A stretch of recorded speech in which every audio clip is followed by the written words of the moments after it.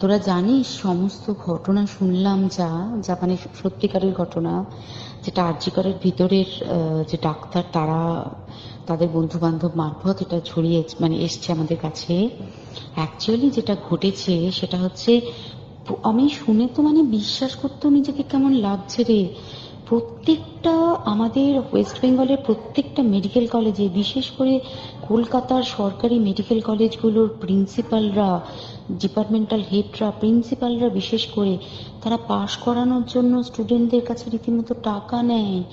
যেসব স্টুডেন্টরা, ইন্টার্নরা, পিজিটিরা যারা ভালো করে ক্লাস করে না বা থিসিস তারা জমা দেবে, পিজিতে তো থিসিস জমা দিতে হয়, তো যারা MBBS final year final pass করবে না সাপ্লি পাইয়ে দেবে, ইন্টার্নের কমপ্লিশন দেবে না, ইন্টার্ন হওয়ার পর কমপ্লিশন না দিলে তারা রেজিস্ট্রেশন নাম্বার পাবে না, এই সমস্ত ভয় দেখিয়ে টাকা পয়সা নেয়। সমস্ত জায়গাতেই এটা আছে।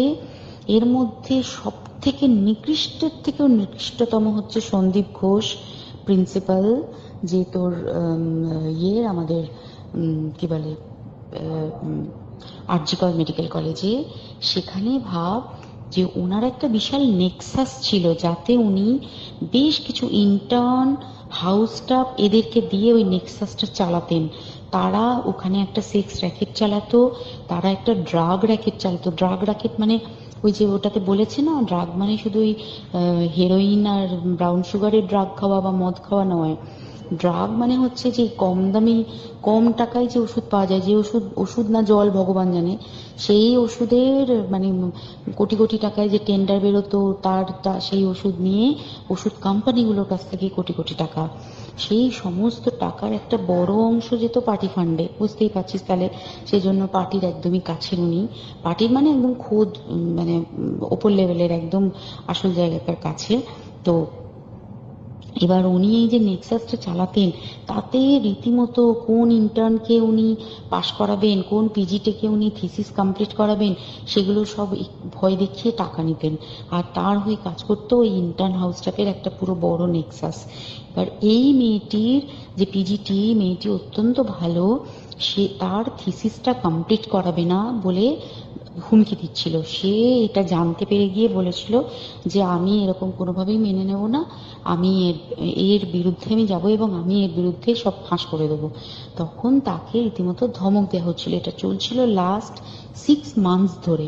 6 মাস ধরে তাকে হুমকি দেওয়া, তার প্রতি মানে বেশি বেশি প্রথমের দিকে কি করছিল, অত্যাচার করছিল। মানে কিরকম, বেশি বেশি করে নাইট ডিউটি দিচ্ছে, at a stress 36 hours duty, বেশি বেশি করে নাইট, বেশি বেশি করে খাটানো। এবং এগুলো সব জানে ডিপার্টমেন্টাল হেড, চেস্টের যে ডিপার্টমেন্টাল হেড সেও জানে, সিনিয়র পিজিটিরা সবাই জানে। প্রিন্সিপালের নির্দেশেই হচ্ছে এবং ওনার নেক্সাসের ছেলেমেয়েরাই কাজ করছে। তারা 6 মাস ধরে এটা করেছে। করার পরেও যখন ওকে আটকাতে পারেনি, তখন কি করেছে, ওই দিনকে ওরা ঠিক করেছে, যে দিনটাতে এই ঘটনাটা ঘটেছে, সেদিন কতখানি প্ল্যান্ড এবং গট আপ গেম দেখ।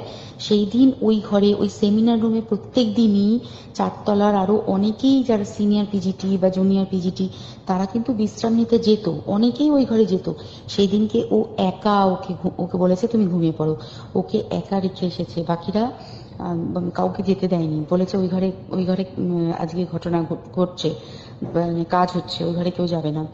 ওই ঘরে সেই দিনকে ওর সাথে যখন খাওয়া দাওয়া করেছে বাকি 4 জন, সেই 4 জনের মধ্যে একটি মেয়ে পর্যন্ত ছিল। সে কিরকম মেয়ে চিন্তা কর, এরা ডাক্তার না জানোয়ার জানি না, আমি জানোয়ার বললেও জানোয়ারদের অপমান করা হয়, মানে জানোয়ার সমাজে এরকম কাজ হয় না।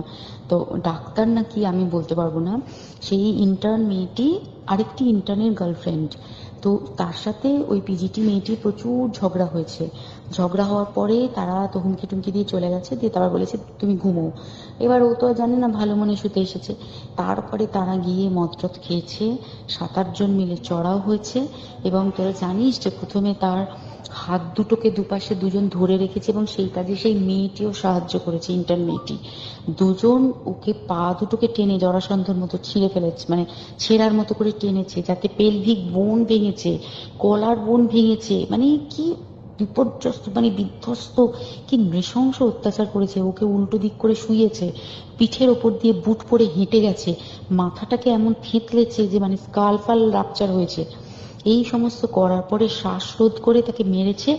মেরে তারপরে আরো যেটা আরো ভয়ঙ্কর, যে একটা মৃত মানুষকে মিনিমাম ডিগনিটি দিতে জানে না, তারা নিচে এসে দেখেছে ওই সঞ্জয় তখন বসে মদ খাচ্ছিল অন্য আরো গ্রুপ ডি স্টাফদের সাথে। সঞ্জয় ছেলেটা হচ্ছে তার কাটা সঞ্জয় বলতো ওরা, ওকে বলে ফল গাই, মানে ওর একটু ওইসব আলুর দোষ আছে, ও যত্রতত্র যখন তখন প্রস্টিটিউট এলাকায় যায়। এবার দেখেছে যে একে দিয়ে যদি একটা রেপ করিয়ে দিতে পারি তাহলে ঘটনার মোড়টা অন্যদিকে ঘুরে যাবে।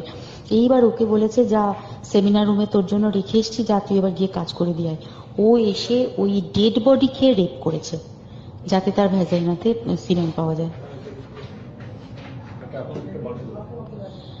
তো এবার এই হচ্ছে, প্লিজ আমি নাম করে ফেললাম সবকিছুই, কতজন আমি যে নামগুলো পাঠিয়েছি এই সব ডাক্তাররা, এরা সব জড়িত জানিস, কিন্তু কেউ কোনো প্রমাণ নেই। প্রমাণ লোপাটের জন্য সেদিনকে ওই ইন্টার্ন এবং ডাক্তাররা যে ওইখানের যে বাথরুমটাতে হাত পা ধুয়েছে, রক্ত ধুয়েছে, সেইটাকে সাত তাড়াতাড়ি প্রমাণ লোপাটের জন্য ওই দেওয়ালকে ভেঙে দিয়ে তার মানে ওই বাথরুমের জায়গাটাকেই ভাঙতে হচ্ছে ওদের, ওখানে নাকি ওরা রুম বানাবে।